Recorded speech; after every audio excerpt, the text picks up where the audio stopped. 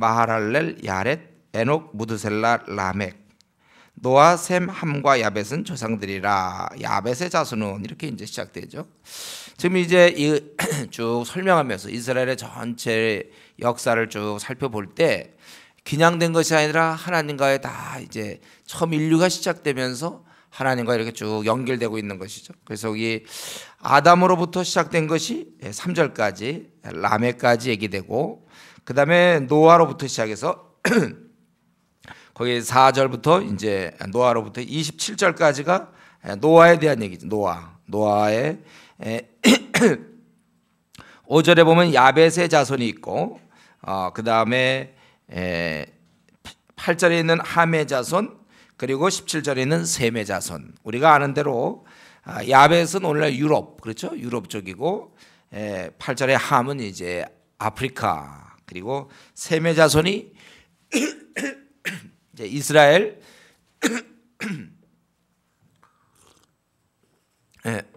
그렇게 이제 계속되는 것입니다. 그래서 함의 자손은 이렇게 되었는데, 거기 보면 10절에 보면 구스가 또 리므롯을 낳았으니 세상에서 첫 영걸이며, 함의 자손들은 별로 이렇게 드러날 게 없습니다. 그런데 이번에 리므롯, 그가 아주 세상의 처음 영걸이라고 아주 뛰어난 자임을 얘기하고 있습니다. 그리고 이제 셈의 자손들이 쭉 있는데, 그 중에 아르박삿으로부터 이제 흘러나오는 것이죠. 아르박삿. 거기에 셀라를 낳고, 셀라는 에벨을 낳고. 그 중에 우리가 알 수 있는 것은 그 벨렉 때 땅이 나뉘었다. 우리 정확한 의미를 모르지만 그때 땅이 어떤 지상에 어떤 변동이 있었던 것 같아요. 그리고 그 다음에 28절부터는 이제 아브라함의 자손이 시작되죠. 이게 대표적인 아담, 노아, 그리고 아브라함. 아브라함의 자손이 이렇게 이삭과 이스마엘이고, 그리고 보면 먼저 이스마엘 쪽을 설명한 다음에 그 다음에 이삭을 34절부터 이삭에 대해서 쭉 설명합니다. 그래서 쭉 마지막 54절까지 이삭의 아들이 어떻게 되고 쭉 얘기해. 이삭에 대해서 쭉 얘기하고 있습니다. 거기 근데 43절에 보면 이스라엘 자손을 다스리는 왕이 있기 전에 에돔 땅을 다스리는 왕은 이러한다. 세상은 이 세상적인 면에 있어서는 굉장히 앞서가고 있다는 걸 우리가 알 수 있어요. 그리고 나서 2장에 들어서면서 이스라엘의 아들, 바로 야곱이죠. 야곱.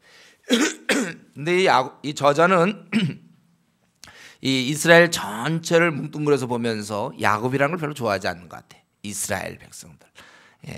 하나님께서 주신 그 명칭 이스라엘 자손은 이랬고, 그리고 이제 하고 싶은 게 유다의 자손. 이스라엘 자손 중에 유다를 통해서 12아들이 있지만 그 중에 유다를 통하여 메시아가 예수님이 오시는 것이고 다윗이 나타나는 것이죠. 유다. 그래서 유다에 대해서 이제 좀 얘기하고 있습니다. 그래서 유다의 아들은 에르 혹은 엘, 우리 창세기 38장 7절에 보면 엘로 되어 있죠. 여기는 에르 이렇게 되어 있는데, 유다의 맏아들은 하나님 보시기에 악함으로 하나님께서 죽이셨고, 그 다음에 유다의 며느리 다말이 또 유다로 말미암아 아들을 낳았다. 좀 수치스러운 일이죠. 며느리랑 시아버지랑 해서 이러한 아들을 낳게 된 이런 것, 이게 성경에 예수님 족보에 사실 이게 다 들어가는 거예요. 그리고 아갈이 나오는데 7절에 보면 아갈은 이스라엘을 괴롭힌 자다. 그리고 15절에 그리고 이제 16절 5절과 7절로 다윗을 낳았습니다. 지금 유다를 설명하며 유다의 그 자손 중에 다윗이 있거든요.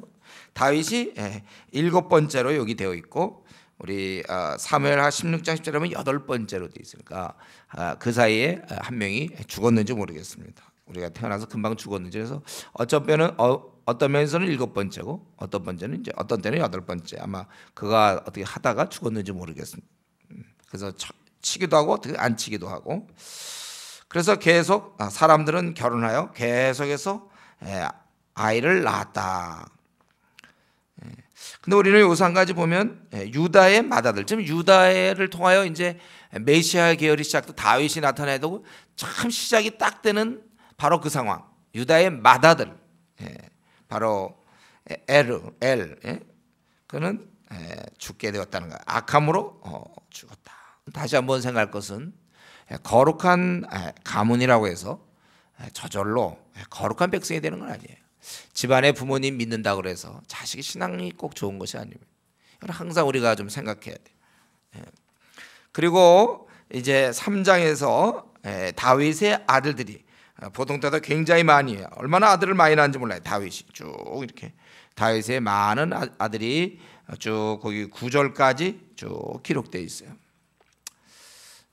그리고 솔로몬의 아들들이 10절부터 16절까지 기록되어 있는데 이것은 주로 다 남왕국의 왕들이 북왕국 이스라엘에 대해서 별로 얘기하고 싶지 않고 지금 이거는 어떤 신앙적 여기 보면 이렇게 그 왕들의 어떤 실수라든가 잘못된 것보다는 이 아주 귀한 것들을 많이 적고 있습니다.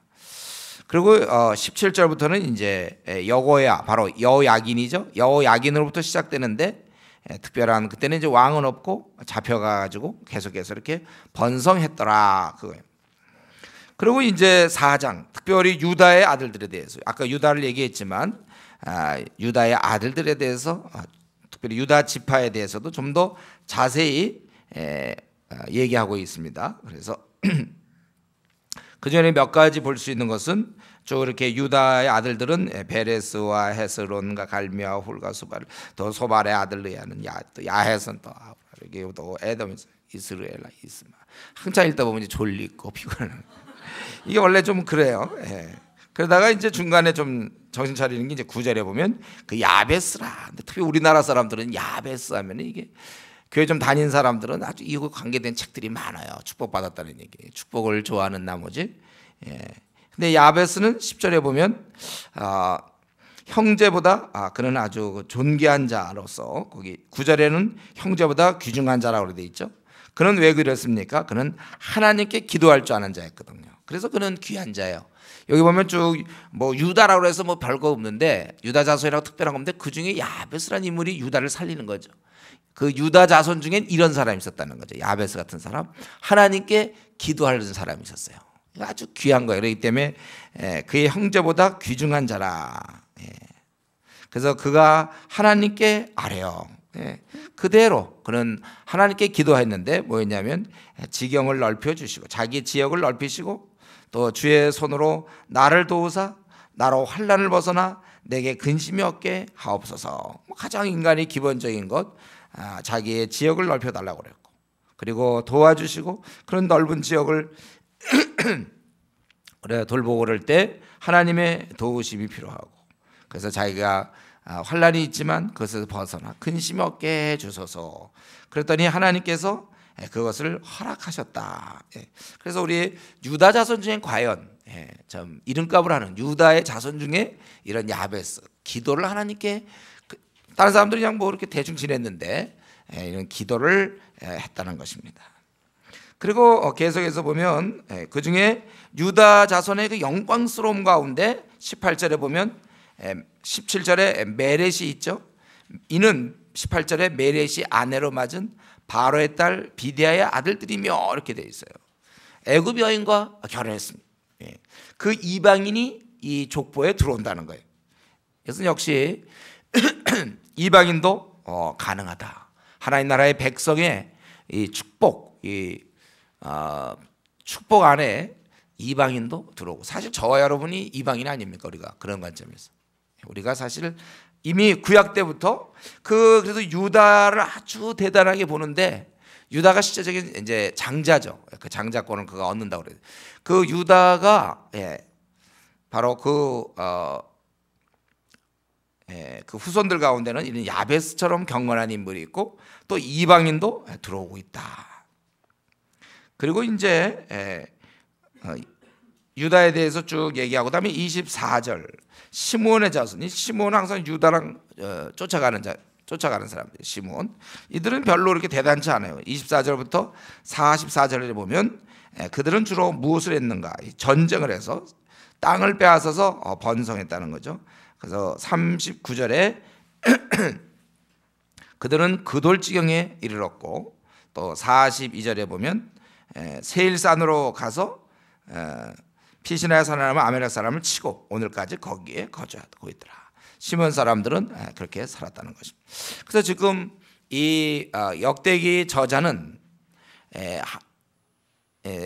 이제 아담으로부터 쭉 얘기하고 아담으로 얘기했다가 그 다음에 또 중간에 노아를 얘기하고 또 아브라함을 얘기하고 이삭을 얘기하고 또 이스라엘 야곱에 대해서 얘기하고 또 야곱 중에 유다에 대해서 얘기를 하고 유다를 많이 그리고 뭐 시므이도 같이 있었으니 그리고 잊지 않았던 것은 5장에 있는 것처럼 요단 동편의 지파들 그들은 이 가나안 땅을 건너지 전쟁하러 건넜고 그들은 가나안 밖에서 요단강 동편에서 두 지파 반이 있었죠. 루벤, 갓 그리고 므낫세 반지파 므낫세 중에 절반이 그곳에 있었습니다.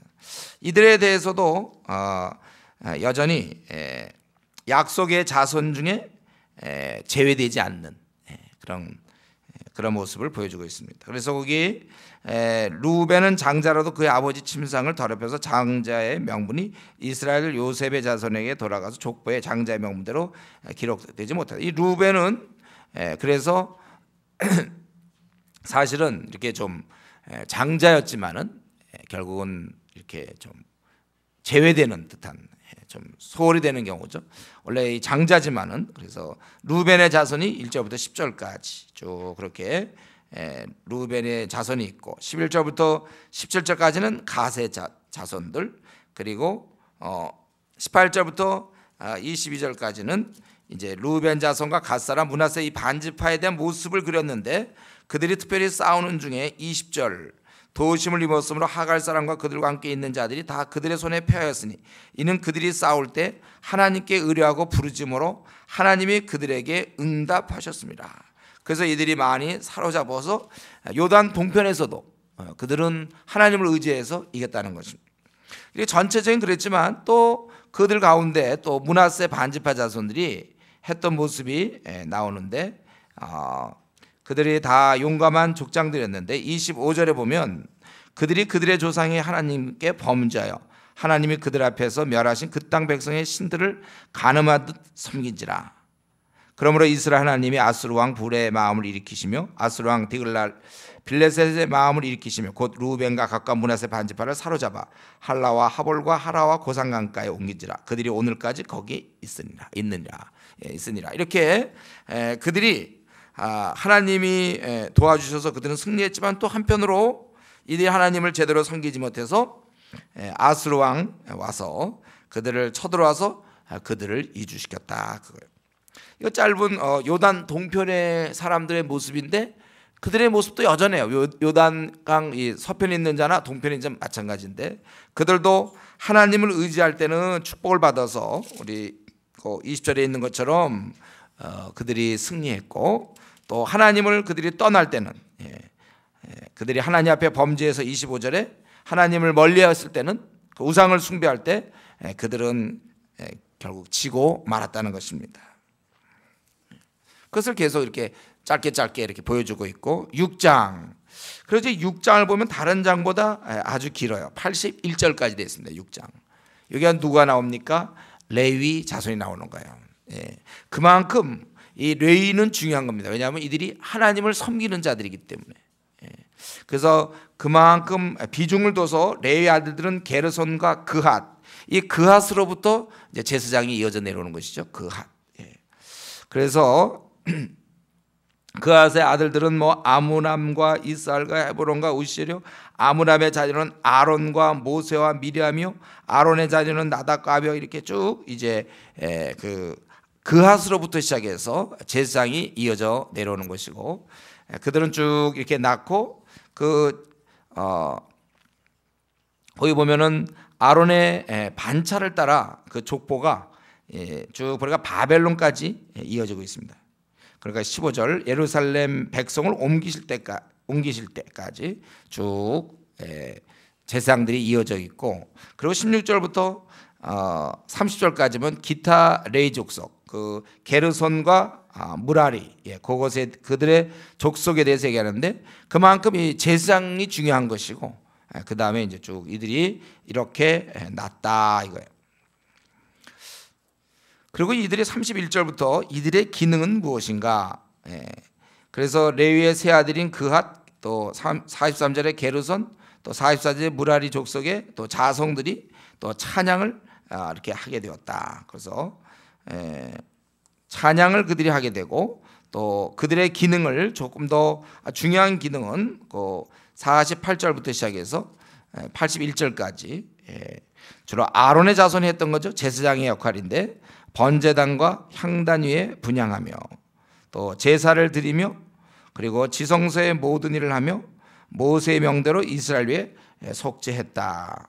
거기 49절 주로 이들이 했던 기능이 그것이고 그리고 50절부터 54절부터 마지막 81절까지는 그들의 계보와 그들이 얻은 땅과 성읍에 대해 설명하는데 그들은 무엇입니까? 이것은 범국가적으로 그들은 곳곳에서 뭐 베냐민 지파 어디 이 유다의 땅 그들은 곳곳에서 그 도피성을 얻었고 또 그들은 영토를 얻었다는 거예요.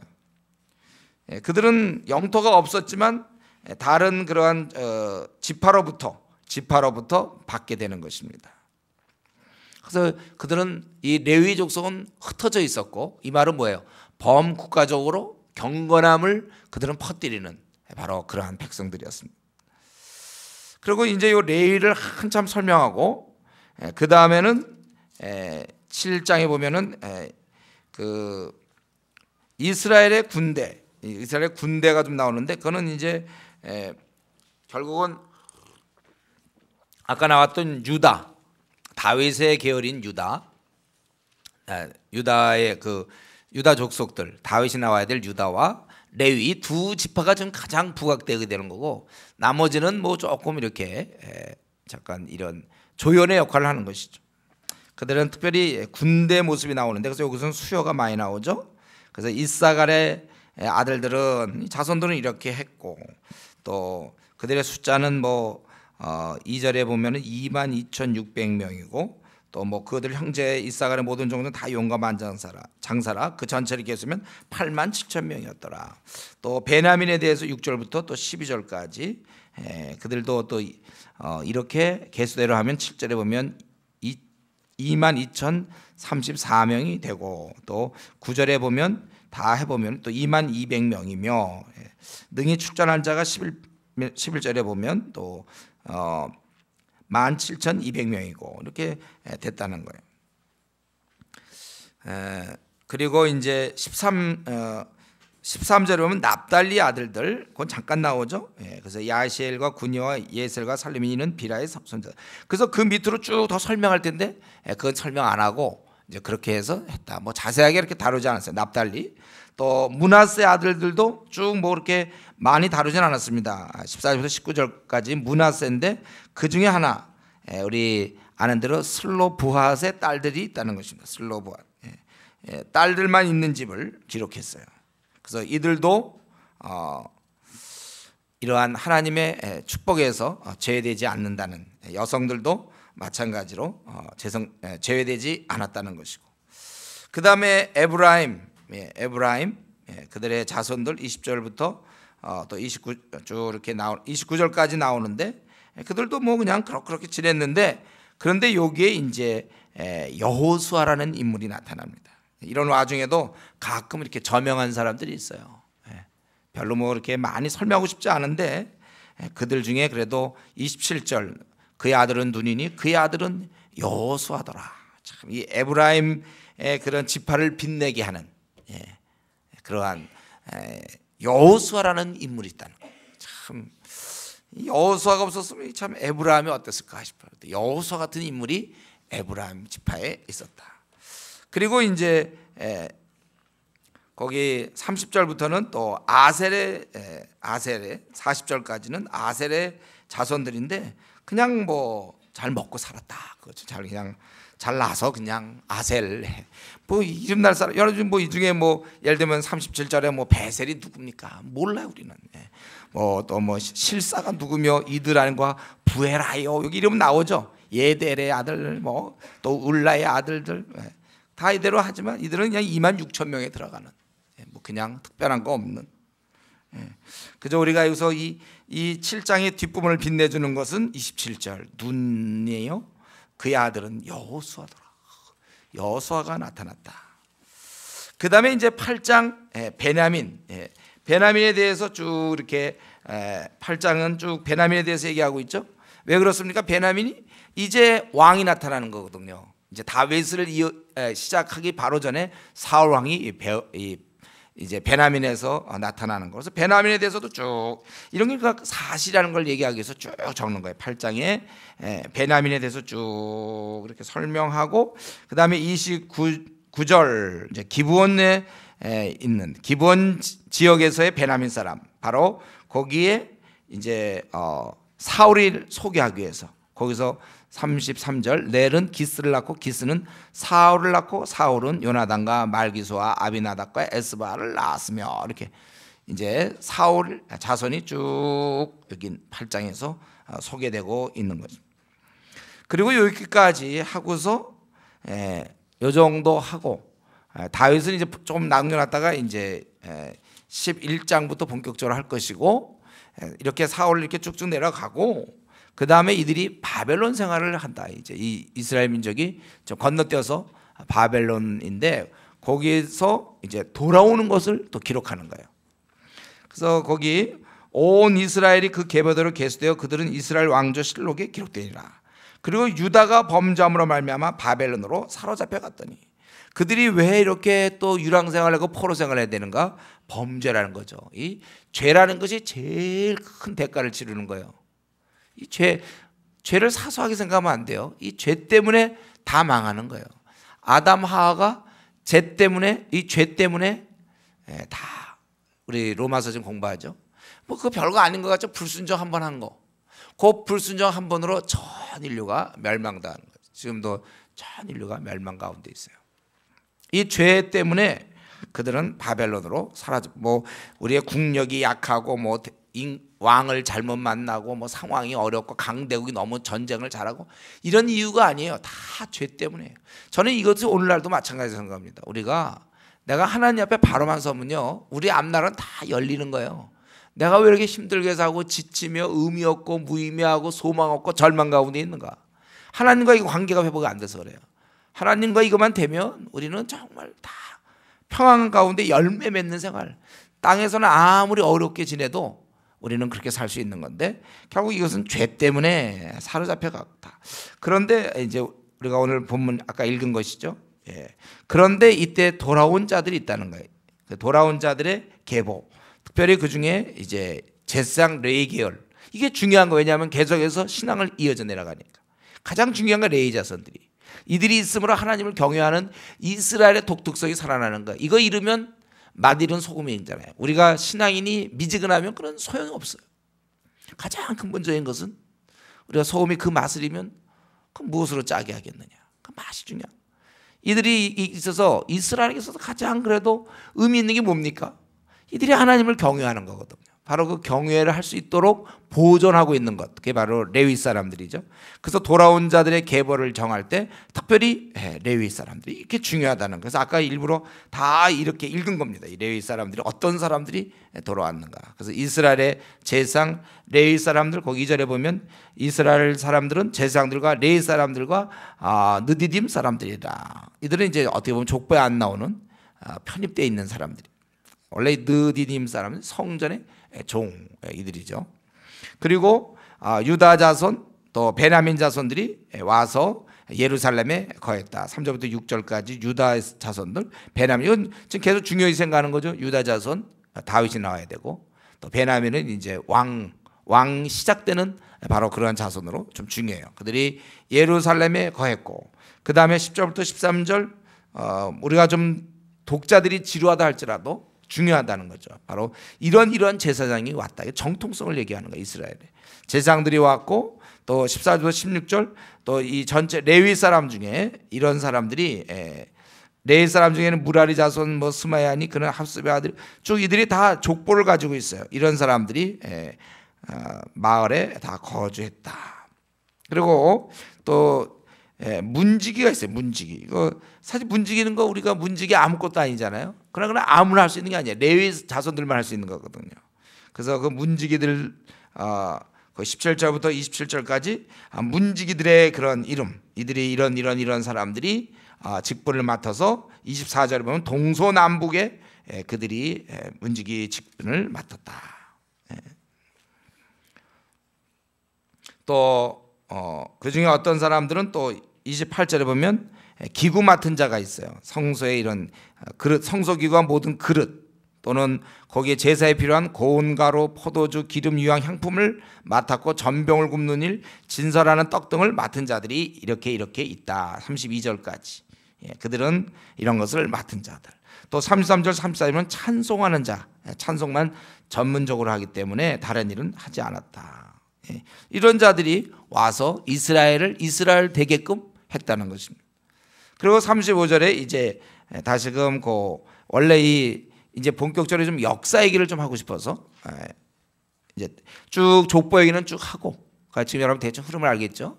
이 역대기 저자가 이런 관점에서 지금 유다를 굉장히 부각시키고 레위 자손들을 부각시키고 그래서 다 망했고 다시 그게 왔다. 이게 큰 핵심이고 그리고 이제 이렇게 큰 걸 정해놓고 그 다음에 이제 역사를 기술하기 시작하는 것입니다. 그래서 이제 사울의 족보, 사울이 나오는 것에 대해서 얘기하는 것이고 이것은 이제 앞으로 장차 다윗이 어떻게 되는가 그것을 알려주려고 그렇게 하는 것입니다. 그래서 이 제사장과 레위계일이 중요하고 그들이 지금 제대로 왔다는 거예요. 9장은 이들이 제대로 왔다. 그리고 1장부터 9장까지 우리 인생을 보면 뭐 특별한 일이 없어요. 그냥 죄 짓다가 죽는 것입니다. 우리가 그런 가운데서 우리가 지금 1장부터 9장까지 정리해 본다면은 그 중에 우리가 유다 지파 속에 그 야베스라는 인물이 하나님께 기도했다는 거. 그 기도했다는 게 참 중요해요. 그런 인물들이 있었다.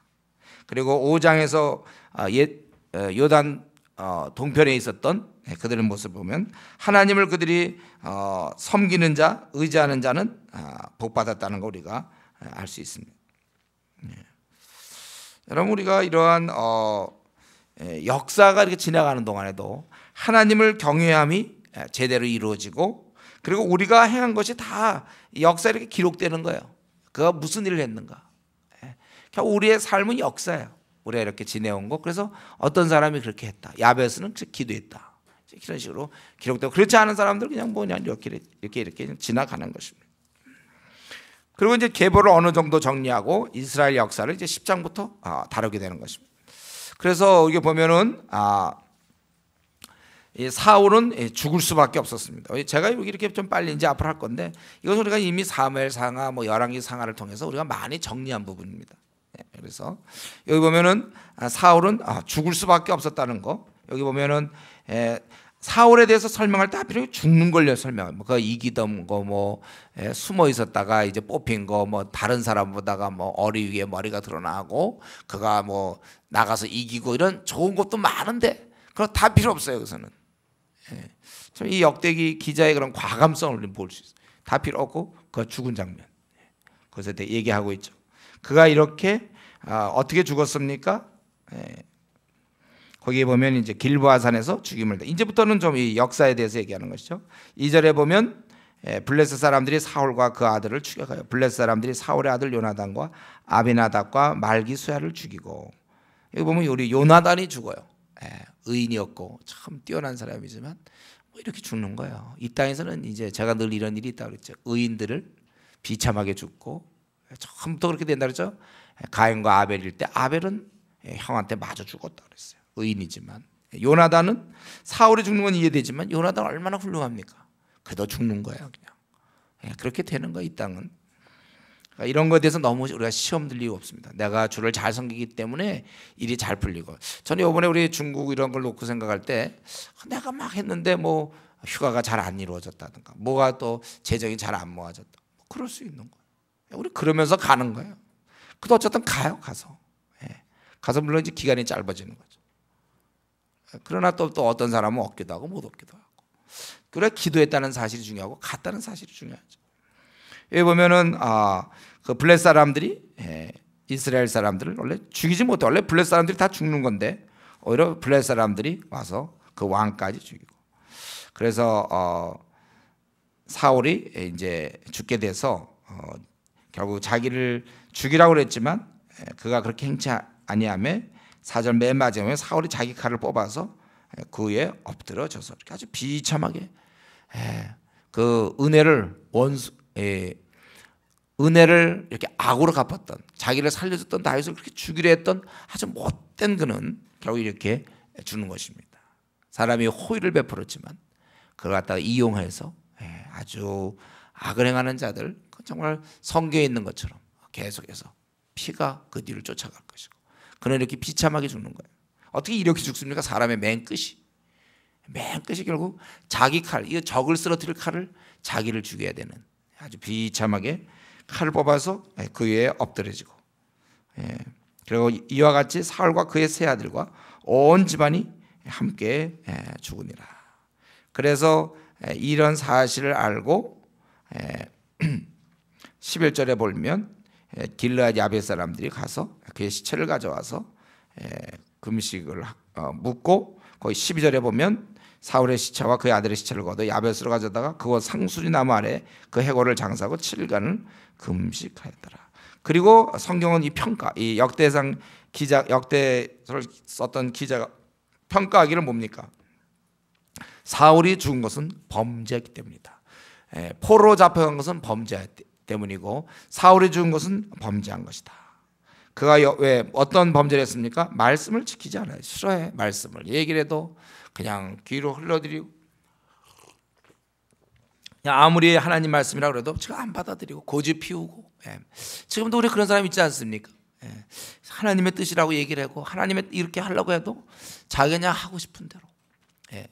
참 하나님 말씀을 이렇게 좀 멸시하는 사람들이 있어요. 경시하는 사람. 성경엔 그렇게 하는 거 알지만 자기 하고 싶은 대로 하는 사람들. 똑같은 게 그게 바로 그게 오늘날의 사울이죠. 하나님의 뜻을 뻔히 알면서도 자기가 그냥 하고 싶은 대로 하고 범죄하고 죄짓고, 그는 하나님 말씀을 지키지 아니했어요. 더 나아가서 신접한 자에게 가르치기를 청하고, 이건 벌써 있을 수 없는 일이죠. 신접한 자를 죽여야죠 원래는.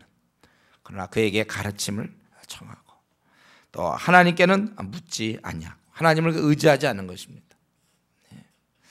그래서 여호와께서 그를 죽이셨다. 아주 그냥 굉장히 직접적인 표현이죠. 그가 칼에서 이렇게 어떻게 보면 블레 사람들이 죽인 것 같았는데 그것이 아니고 그건 여호와가 죽인 것이다. 여호와께서 그를 죽이신 것이다. 그리고 그 나라를 이세 아들 다윗에게 넘겨주셨더라. 다윗에게 그것을, 이 나라를 무슨 공입니까? 공 같은 거. 바로 나라도 하나님을 때 아무것도 아니에요. 넘기시는 거예요. 넘기셔 하나님께서. 하나님의 이러한 생각 속에서, 하나님의 어떤 섭리 속에서 그것이 이루어지는 것이다. 여러분, 우리는 이제 그러고 11장부터 시작해서 이제 다윗의 삶이 시작되는데요. 그럼 우리는 언제나 구약을 보면 또 신약을 봐도 마찬가지고, 우리에게 제일 지혜로운 삶이 하나님을 의지하는 거예요. 잠깐 나오지 않았습니까? 아까도 거기 하나님을 의지했을 때 그들은 이겼고, 요단 동편 사람들 거기 5장 20절에 보면 그들이 싸울 때 하나님께 의뢰하고 부르짖었으므로 하나님이 그들에게 응답했고, 또 그들이 25절에 하나님께 범죄해서 결국은 그들은 옮겨지게 되었다. 결국 우리 이건 너무나 아주 밝게 보이는 진리인데 우리가 그걸 꼭 붙잡아야 돼요. 이럴 때 너무 이거 밝아요. 이거는 뭐 이렇게 오해할 부분이 없어요. 하나님을 의지하는 자는 부끄러움을 수치를 당치 아니하리라. 시편 25편에 있는 것처럼 여러분의 삶은 어떻게 살아야 되냐면, 세상에 많은 책들을 보고 뭐 지혜를 쌓고 세상에 사는 기술을 배우고 그런 거 하나도 없어요. 딱 하나, 하나님을 의지하고 하나님 말씀에 순종하고 의지한다면, 우리는 과정은 좀 힘들지 몰라요. 그러나 그것은 점점 광명한 빛이 정오의 해처럼 떠오르고 우리가 점점 빛나는 거예요. 하나님을 의지했던 사도기는 이제 다윗에 대한 얘기가 아니지만 왜 다윗에게 넘겨줍니까? 다윗은 누굽니까? 하나님 말씀에 순종했던 사람이잖아요. 우리 이제 원래 다음이 이제 기대되는데 하나님께 순종하고 하나님을 좋아하고 하나님을 의지하는 사람. 언제나 이것을 명심하세요. 우리는 지금 이 생을 살아가는 중에 있습니다. 우리의 나이만큼 우리가 살아왔어요. 그리고 앞으로도 이제 살아갑니다. 여러분 우리가 삶에 있어서 딴 거 하나도 없어요. 자기의 능력을 의지할 것도 없고 자기의 뭐 어떤 성격, 자기가 어떤 뭐 박사학위, 자기의 재산, 우리가 의지할 거 하나도 없어요. 하나님만 우리가 의지하면 그것이 우리의 살 길이란 말이에요. 그거예요. 이것을 우리가 너무 명확하게 드러난 거. 그렇기 때문에 여러분 만약에 내가 하나님 별 기도도 안 하고 내가 막 이렇게 되는 거, 잘 일이 풀리는 거, 그건 굉장히 두려워해야 돼요. 하나님께 내가 별로 기도도 안 하는데 딴 사람보다 이상하게 잘 풀리고 뭐 돈도 많이 벌고 승진도 잘 되고 뭐가 잘 풀려나간다. 그거 지금 사울이 아닙니까? 사울이 왕이 됐단 말이에요. 그리고 왕 자리를 유지했죠. 편안했어요. 그러나 그건 믿을 수 없습니다. 모든 게 다 하나님의 손 안에 있다는 거예요. 세상 사람들은 이 권세를 잡으면 되는 줄 알지만 아니죠. 그 이후에 제대로 하나님을 섬겨야 된다. 내가 원하는 고우시 그 붙으면 다 됩니까? 그래서 그거 되고 나서 교회 생활, 신앙생활 잘 안 하는 사람들 올라가서 뚝 떨어지는 거예요. 자기가 어떤 것을 얻으면 그걸 얻은 순간에 그걸 얻었을 때 그걸 잘 유지하는 게 참 중요한 거예요. 처음에 우리 사울도 왕이 된 거 얼마나 축복입니까? 그러니까 유지하지 못했어요. 하나님을 지속적으로 의지해야 되는데 겸손하게 하나님과 동행해야 되는데 그렇지 못할 때 그는 실패하고 하나님이 그를 죽이셨다고 그랬어요. 하나님을 대항했기 때문에, 하나님과 싸웠기 때문에, 하나님과 싸우니까 하나님이 죽일 수밖에 없는 거예요. 우리는 이런 면에 있어서 우리는 언제나 우리 인생이 이것을 알아야 돼요. 하나님을 의지하는 것. 그래서 제가 늘 얘기하지만 내 생이 다 망가졌다고 생각해. 다 망가졌고 정말 빛이 별로 안 보이고 소망이 없을 때 여러분 그때 우리는 역전할 수 있다니까. 하나님을 의지하면 되는 거예요. 다윗에게 무슨 소망이 있었겠습니까? 그때 쫓겨다니고 온 이스라엘 전 군대가 그를 죽일 때 누가 그때 다윗이 살아날 거라고 생각했으며 그가 왕이 될 거라고 누가 생각했습니까? 그는 죽을 수밖에 없는 거예요. 그러나 그는 죽지 않아요. 하나님이. 우리 인생은 좀 이런 맛이 있어야 됩니다. 지금 자신을 볼 때 지금까지 살아온 거 볼 때 어쩌면 다윗처럼 뭐 이렇게 힘들 수도 있고 안 풀릴 수도 있고 쫓겨다닐 수 있고 절망의 순간일 수 있지만 그러나 우리가 하나님을 의지하면 하나님께서 결국 이렇게 승리를 주셔서 그를 죽이시고 그 나라를 이세 아들 다윗에게 넘겨 주셨더라. 우리는 이 시간도 다시 한번 우리가 하나님께 대항하는 것은 결국 우리에게 불행을 자초하는 거예요. 하나님과 싸워서는 안 돼요. 우리는 어떻게 하든지 누가 보더라도 하나님의 작은 말씀이랄지라도 자꾸 그 똥꼬집으로 대항하지 말고 그 말씀 있으면 그대로 순종해서 여러분 우리가 이 역대상의 이 말 그 많은 인물도 그냥 인물이 그냥 이렇게 누구고 누구 나왔다. 그렇게 우리가 한 번 사는 건데 이렇게 다윗처럼 뚜렷하게 하나님을 경외했기 때문에 그 다음부터는 이제 11장부터 마지막 장까지 다윗의 삶 그렇게 경외하는 자의 삶 하나님 기뻐하시고 본이 되고 우리 여기 그 많은 인물 중에 하나 이게 아무 데나 읽을까요? 뭐 8장 한 어디를 볼까요? 뭐 19절 야김 같은 사람 야김 스그리와 삽디 그냥 그 사람 내려왔다는 혹시 우리도 하나님의 영적 계보에서 볼 때 그냥 이런 뭐 이스반이 될지도 모르고 에벨 누군지도 모르는 그런 사람이 되지 말고 그리고 하나님을 의지함으로써 여러분들이 정말 승리하고 하나님을 바라보는 자 하나님의 뜻대로 순종하는 자 하나님은 그를 사용하실 것을 바라보면서 지금 현재 상황이 어떻든 간에 우리가 하나님을 늘 의지하면서 싸워나갈 수 있기를 바랍니다. 시간 한번 같이 기도하겠습니다.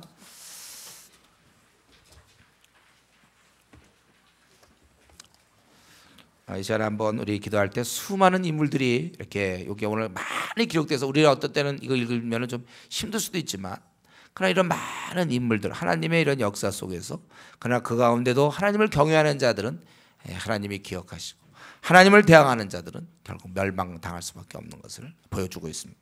우리가 이런 면에 있어서 정말 한 번 사는 건데 그냥 이름만 하나 뜻 있는 사람이 아니고 뭔가 하나님을 위해서 이름을 남기고 갈 수 있는 그런 사람이 되고 평생 하나님을 의지하고 순종하는 사람이 될 수 있도록 이 시간 한번 같이 통성으로 기도하겠습니다.